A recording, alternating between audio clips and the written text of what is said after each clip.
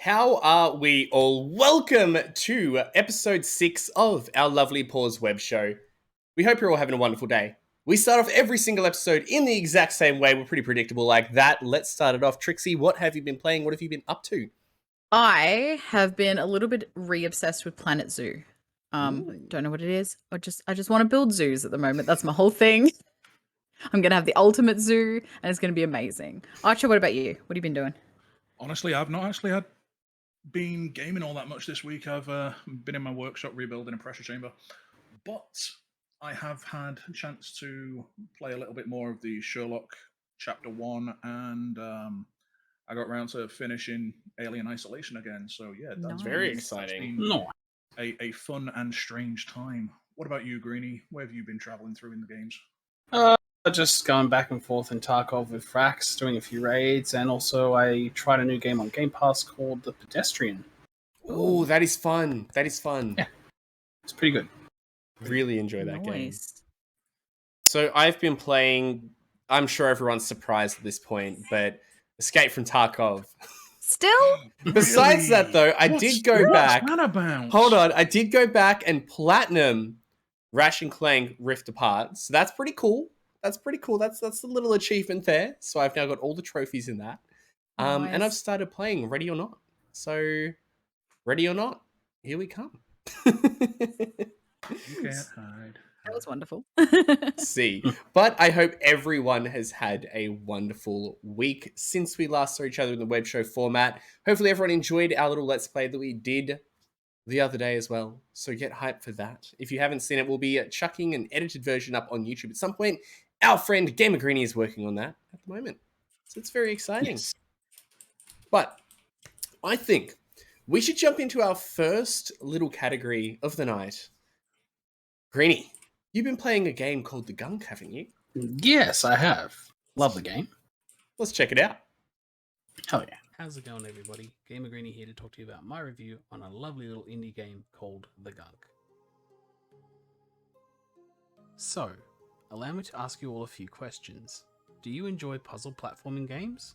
Do you like checking out charming alien landscapes? And more importantly, do you enjoy cleaning up weird sentient goop? If so, then do we have a treat in store for you? Available on PC and Xbox, The Gunk is a 3D puzzle platforming action-adventure game that takes place on an unknown alien planet, where your main character Rani has landed in search of resources to scavenge. And along for the wild ride ahead is Bex, the pilot of your salvage ship, the Bunny, as well as your helpful yet quirky robotic assistant, Kurt. To give you a brief idea of what the gameplay of The Gunk feels like, it's as if someone has taken the classic Xbox favorite Blinks the Time Sweeper, along with the robotic action-adventure game Recore, and smashed it into the free-to-play rubbish cleaning game Island Saver to make The Gunk.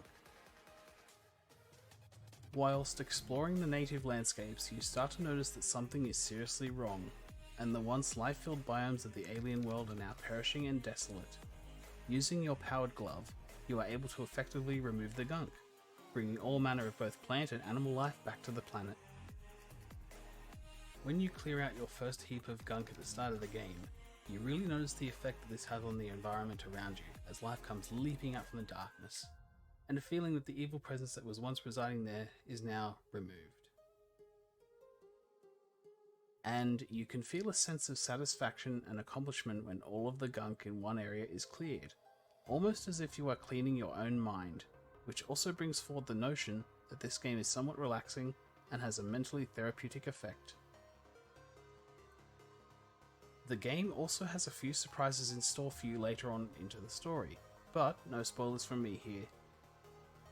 So, to wrap up, for me personally, The Gunk was a great game overall. I think its only downfall is that it can be a little repetitive here and there, but that could also be said to just about any other video game these days. It also does not require much skill to just pick up and start playing, so it could potentially be the next family favourite. And for anyone who is interested in finding out more about the game, you can currently pick it up for free with Xbox's Game Pass program.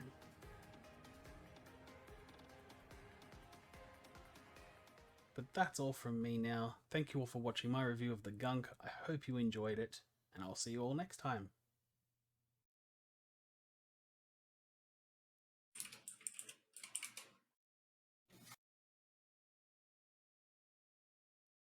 So I thought that was pretty good. I thought that was pretty good. Greenie, that was a fantastic review of that game. The game looks beautiful. It looks like a lot of fun. Do you have any other comments or anything you want to pop up about it? I don't know, really. It's just a great game to play. Easy to pick up, like I said. There's a few other things I didn't touch on. There are some enemies. You do scan plants and stuff to get different like info and lore about the planet. And you can use plants to your advantage to climb stuff, like you might have seen then with the mushroom. Very cool, very cool. Yeah. And I do understand that you have been playing it as well, Viatrixie. I have. I really, really enjoy it. It gives me kind of like, I don't know, it feels very like No Way Home in places as well. Things like it's a really good game. If you like that, it feels therapeutic. The cleaning, it's fun, it's cute, and it's relaxing, and it's just a sweet game, and it's free. So if you've got Game Pass, go and pick it up because highly recommend it. I feel like cozy, relaxing, sweet is a running theme tonight, as you'll soon find out. Yes. But it honestly looks really good. The visuals are also very reminiscent, at least to me, of Ratchet & Clank Rift Apart. The very sort of neon effects and all of that going on in the world, the lightning and all of that. It looks really cool. I think I'm going to need to sit down and play it myself. I think it looks really good. I'm very keen. I mean, to me, I was getting distinct shades of Journey to the Savage Planet from it, just from watching the gameplay, the animation styles, and it looks like something I think I'm going to have to pick up and have a bit of a play of as well, because I'm just after lots of cozy games like that at the moment. And that one looks like it walks the line between cozy and chaotic. It does a bit. Look, I'm keen though. I'm keen. I'm very keen. Yeah, I'm excited to give it a shot at some point. But speaking of cozy games, Trixie, I hear you've got a list for us of recommendations for cozy games. I think I put together my top 5 kind of cozy games to play when you just need a mental break from everything. Sounds good. Let's check it out. Gaming is a great way to unwind and relax after a busy day, but if you're not feeling like shooting your way through a building or battling hordes of the undead, well, this is where the genre of cozy games come in. These games are designed to be easygoing and relaxing, and with the stresses of the 2020s, this is something we need more of. So if you want to relax and unwind with something new, I've got my top 5 cozy games that you should give a go. Townscaper is a game all about building. There's no goal except what you want to build. Described as an experimental passion project, Townscaper is more of a toy than a game. You pick colours from a palette, plop down blocks on the irregular grid, and watch Townscaper's algorithm automatically turn those blocks into cute little houses, arches, stairways, bridges, and lush backyards, all depending on their configuration. This game is truly relaxing with no pressure of timers or tasks to complete, and allows players to create islands and cities to their heart's content. Townscaper is available on PC, Nintendo Switch, and Xbox. Unpacking is a great relaxing game about unpacking moving boxes as you venture through different stages of your life journey. Part block-fitting puzzle, part home decoration, you're invited to create a satisfying living space while learning clues about the life you're unpacking. Without pressure, you can relax and place items in an almost zen-like fashion. If you want to learn more about unpacking, there's a full review by GamerGreenie over on our YouTube. Unpacking is available on Nintendo Switch, PC, and Xbox. Moonglow Bay is a quaint indie RPG all about fishing. You play as a rookie angler struggling to fulfill your partner's final wish by keeping a business afloat in the face of impending bankruptcy. You'll need to cook your catch of the day, then sell a variety of recipes to upgrade your shop, gear, and fishing boat. With your journal and rod in hand, explore the furthest reaches of the ocean, from frigid glaciers to boiling geysers, and learn to cast nets, set traps, and fish through ice, documenting over 100 varied aquatic species while uncovering the secrets of Moonglow Bay. Bear in mind this game is not best when played with keyboard and mouse, so if you want to explore the bay for yourself, I recommend a controller. Moonglow Bay is available on PC and Xbox and is currently free to play with Xbox Game Pass. My Time at Portia is a wonderful farming adventure simulator that honestly is easy to get lost in. You start a new life in the enchanting town of Portia. set with the task of restoring your pa's neglected workshop to its former glory by fulfilling commissions, growing crops, raising animals, and befriending the quirky inhabitants of this charming post-apocalyptic land. My Time of Portia is available on PC, Switch, PlayStation 4, and currently free with Game Pass. From the developers of Planet Coaster and Zoo Tycoon comes the ultimate zoo sim, Planet Zoo. This amazing tycoon game allows players to build their own zoo. With the option of sandbox mode, this takes a lot of the pressure of money away and allows for a truly relaxing and fun experience. Create unique habitats and vast landscapes, make big decisions and meaningful choices, and nurture your animals as you construct and manage the world's wildest zoos. If you want to unwind surrounded by some cute animals, then Planet Zoo is the game for you. Planet Zoo is available on PC. So those are my top 5 games to relax after a long week. What do you guys play to unwind and relax? Let us know in the chat or in the comments below. Gaming is a great way.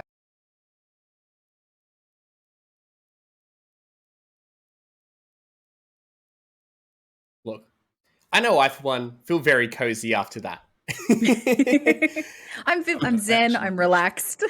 It's super chill. I must say, My Time in Portugal, because I haven't seen much of that game at all.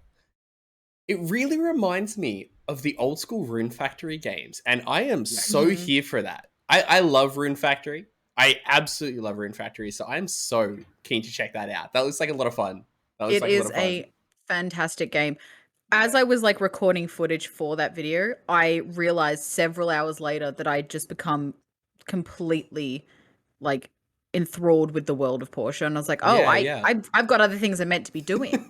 But it's one of those games you start and you'll look outside, you'll be like, is that the sunrise? Have I been here all night? No, I've literally had that happen to me as well. I started playing it a while back, and then it's like, yeah, I'll just play it for 10, 15 minutes, give it a check out, see what it's like. 2:30 in the morning. What the hell? Yep. And on that note, they have a sequel coming out sometime soon, called My Time at Sandrock. And if it's anything like this one, it should be absolutely fantastic. So I'm looking forward to that. That's very exciting. Townscaper also looked really cute to just chill, make your little towns and that. I'd probably even use it to make like little Bayside towns for D&D, like little maps.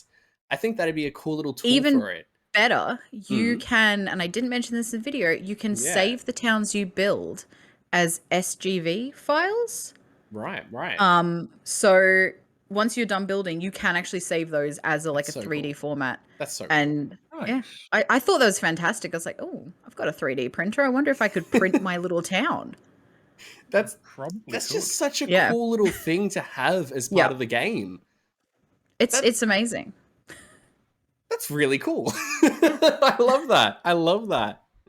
So, Trixie, would you like to lead us into the next one? Certainly. So, I'm a massive fan of the Sherlock series.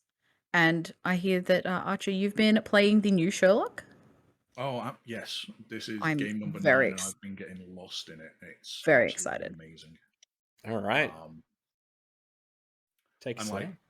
Yeah, let me just be clear in the opening of this. This is still very much a review in progress, and it's more of a first impressions review, as I've not been able to play as much of it as I would like. That said, though, I've fallen in love with Sherlock Holmes Chapter 1. Frogware Games have independently developed and published this one because they've finally got out of issues that they were having with Nacon Big Ben since the Sinking City.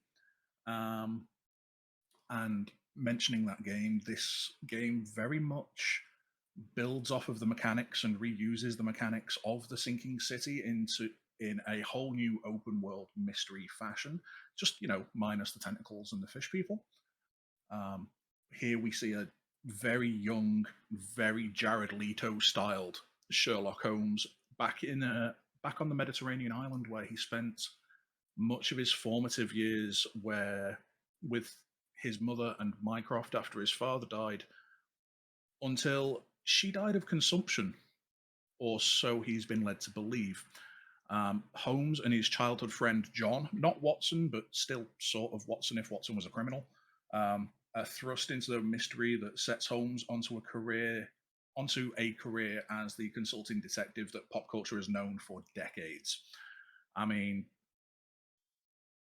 it's an impressively scaled, open Mediterranean setting. It's not the dreary London setting that people have come to expect with Sherlock Holmes, and that actually makes for a refreshing change of pace. Rather than being hunted through narrow back alleys of Whitechapel or racing down a hansom cab in Charing Cross, you're solving crimes and misdemeanors in the bright and almost gaudily lit town, and you're doing gunfights with gangs in their hideouts, which actually leads me into one of my biggest criticisms of this game, and that is the gunplay.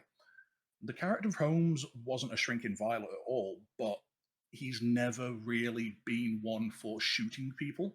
He'd much rather use his brain and use his hands and famously a riding crop to outmaneuver and overwhelm people.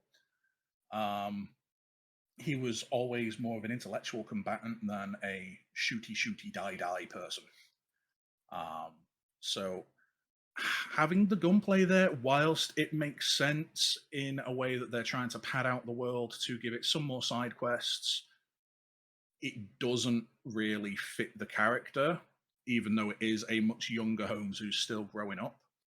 Um, as you can see from this trailer, the character animations are beautiful, but everything else just feels a little bit unrefined. I was never expecting AAA standards of animation because it's Frogware and they're not known for that. But I was expecting a little bit more polish in the world to prevent screen popping and pixel tearing, which I've noticed, and the blocky unrendered um, texture finishes of buildings and set pieces as you're just traveling around. But honestly, I I don't really notice it when I'm playing. It's only when I've gone back and checked footage. The narrative of the game is absorbing. You are pulled in and just given case after case after case to solve, and the mystery deepens as you go on. And if you enjoy narrative puzzle games where you have to, you know, catch the killer, solve the crime, figure out the long hidden mystery about not just the setting but your own mind, then yeah, I thoroughly recommend checking out Sherlock Chapter 1. And it is currently on sale for less than half price on the, no, not quite less than half price, but 20% off and 25% off for the deluxe edition on the PlayStation Store, or it is $69.99 on Steam, and I'm fairly certain it's about the same price on Xbox as well. And yeah, that's it. Thank you. Game on. That was solid. That was solid. The game looks interesting. That was a brilliant review of it. Very informative. It really is a great review, and I didn't want to go into too much spoiler territory of review. Wait, a great game. I didn't want to go into too much spoiler territory of what I had experienced in the story. But it's hard to review it without going into the storyline too much. But no, if you enjoyed like The Devil's Daughter, Crimes and Punishment, Sherlock Holmes versus Jack the Ripper, you know, the previous installments in this series, you're gonna love this because it is more of the same, just open world, higher end, less narrow corridors and more open rooms. Oh, and there's an elephant as well. I'm in. I see. No, that's very exciting. I've never played any of the Sherlock Holmes games personally. I'm a big fan of Sherlock Holmes in general. So I'm definitely gonna need to check them out. Absolutely. Definitely gonna need to check them out. As I said in the chat, the aesthetic of the game, like the art style, kind of gives me a mix of like Dishonored with Vampire. Big time. Yeah. It's such a nice mix. It's that gritty realism with that sort of comic book art style in a way. And I really like that. I am so there for that. I mean, there is quite a bit of comedy in it from the John character.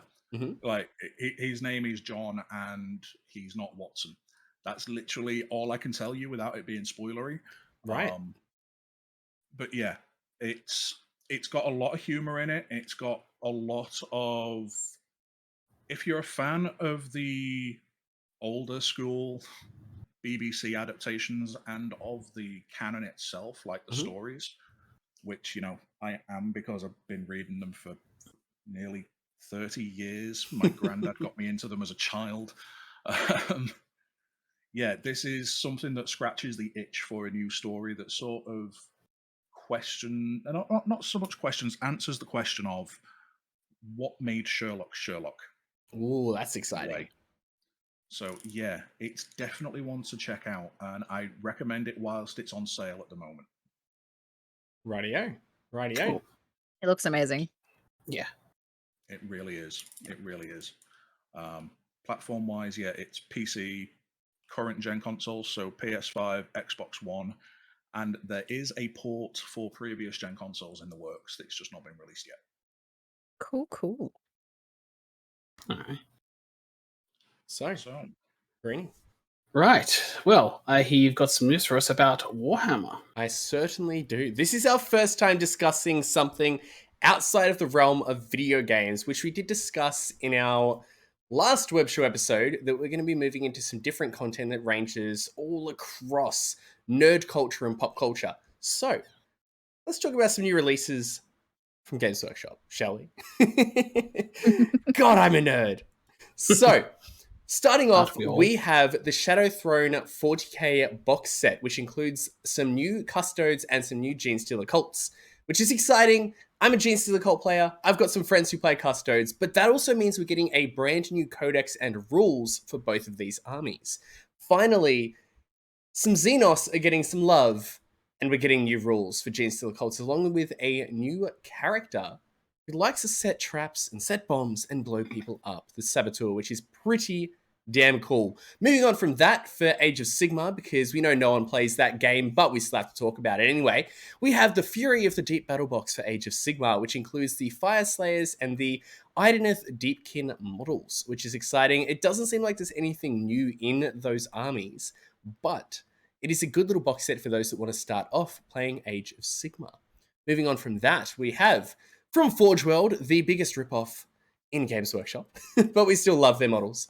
Jagati Khan, the Primarch of the White Scars, has finally got his own model, which is exciting. This model is incredibly detailed, and I look forward to painting it. I'm not a White Scars player myself, but I know a few people that are, and it is going to be a beautiful centerpiece for anyone who plays the Heresy era games of 40k, or I should say 30k, which is pretty cool.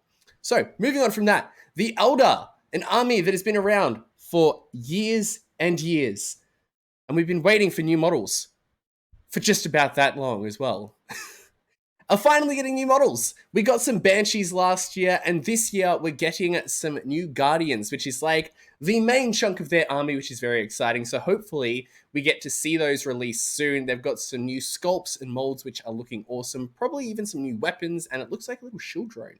So that's going to be interesting. Moving on from that, we have the Tau, everyone's most favorite army, because they are the blue alien weeaboos.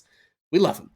But they are now the most broken army in the game. They're probably going to be a tier 1 army thanks to the new rules relating to their railgun, which now has a 72-inch range, which covers most of the board in general when you're playing an average 40k game, with strength 14, which probably means nothing to anyone in chat right now, but that is incredibly strong.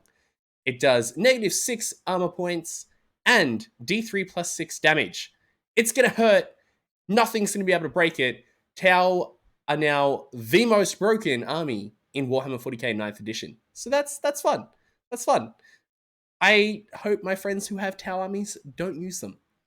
Good times.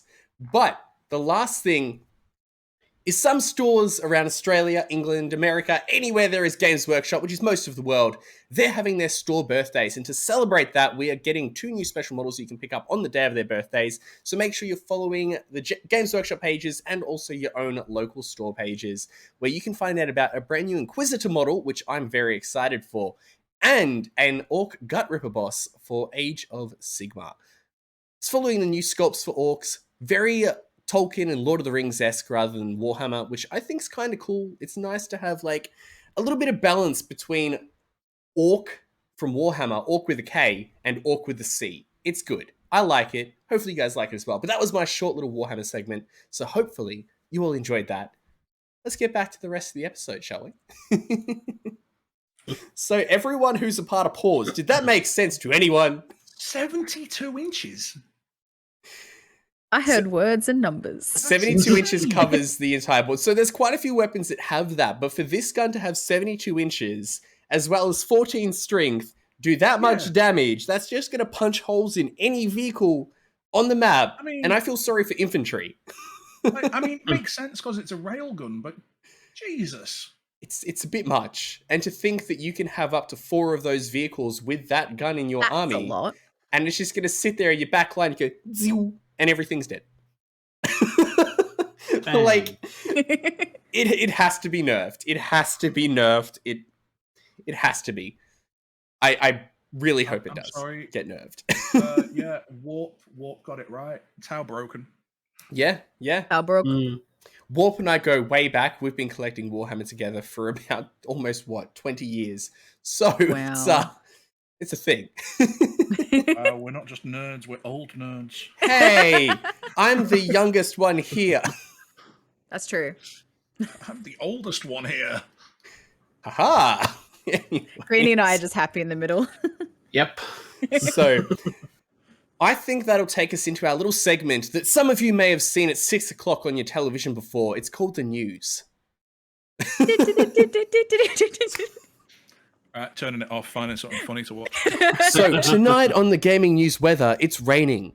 It's miserable. But besides that, we have some new game releases. Trixie, would you like to cover those? So, this week, very, very, very excitingly, we have Monster Hunter Rise coming to PC. We have Astroneer coming to the Switch and God of War on PC. All dropping this week. Exciting. That's so good. excited. Yay. I'm honestly probably going to rebuy God of War to play it on PC because that game on the PlayStation, beautiful, stunning, amazing. Yeah. But that running on a PC, oh boy. Yeah. That is going to be an experience. That is going to be an experience. Beautiful. It really will. Like, so keen for that. Next up in our bit of news, though, one of my favorite game companies, Naughty Dog, they have announced that they are working on a couple games. So that is exciting. It could mean we're getting a new Uncharted. It could mean we're finally getting the multiplayer for The Last of Us 2, which is exciting. Or that'd be great. This is just a fever dream here. Jak and Daxter 4? What? I was hoping you would say Jak and Daxter 4. I'm not the only one living in that pipe dream. Look, I need Jak and Daxter 4. It needs to happen. All right? And not just another racer spin-off. An actual fully fledged proper game. Oh, yeah. Like, the third one had a solid ending, but it left it open for so much. I was about to say, the third one left it so like, ready for a sequel. And we're waiting. I need it. It's almost like the Legacy of Kain series. Yeah. Yep. Yeah. Left on a cliffhanger. Talking about leaving off cliffhangers, our next bit of news, though, is talking about Days Gone. So, for those that have played Days Gone, it is an amazing game, a wonderful game, probably one of the best zombie games, in my opinion. Yes. When you finish the game, there are another 3 missions that pop up. If you stick around and just drive around the world, do some extra things, you'll get a call, you'll get these missions. The very last one leaves the game open for such an amazing sequel. And yet, we're never going to get it. Here we are. We are never going to get it because apparently... Never going to get it because apparently it didn't sell well enough, did not get enough attention, and Sony were just like, ha ha ha, no. So we're never going to get it. I don't understand how it didn't sell well because I feel like every man and his dog got it, played it, enjoyed it. It's because when it first came out, a lot of people gave it really bad reviews because they're like, oh, it's just generic zombie games. It's a fantastic game. They are wrong. Storyline, like Boozer. Oh my God. Everyone and his dog has played it because, one, they put it in the PlayStation collection for PS5 owners, and then I think they gave it away on PS Plus as well. Yes, and that is one thing that the game director actually touched on. So one of the reasons why he believes that they are not going to be able to produce the second game and continue it is because of how many people didn't pay for the game and all of that. But at the same point, it's outsold Ghost of Tsushima. It outsold so many other high-end PlayStation and Sony games. Outsold Death Stranding. Exactly, that you'd think they'd do it, but apparently it wasn't good enough. But after Sony told them that we're not doing it, you're not having the game, there's going to be no second game, the good old company Ben Studios decided to start working on, okay, now this is going to go back in time a little bit, but the Resistance series. They were going to work on a new Resistance game and make it open world. For those that haven't played Resistance, it is one of the best PS3 series ever. So it's basically going to be Days Gone 2.0 in an alternate universe, but legally distinct enough to be its own unique IP? Question mark? Yeah. Yeah. But for those that haven't played or seen Resistance before, it's an alternate history game where in World War II, instead of Germans, it's aliens that experimented on humans and made other aliens. It is a fantastic series, and I would love to have another game. But sadly, Sony were like, no. Yep. So we're left here with these two amazing games that we will never get. Heartbroken. Thanks, Sony. Thanks, Sony. I'm not mad, you're mad. But also, if you ever want to like sponsor us and send us PS5s, so that's fine. Yeah, look, hey Sony, PS5s, please. We'd like to do a Let's Play. Hook us up. Hook us up, Sony. Or Xbox. I'll take either. Like, look, yeah. Look, we should just start tweeting at them. Let's get this trending. Everyone with Twitter right now, tweet at them.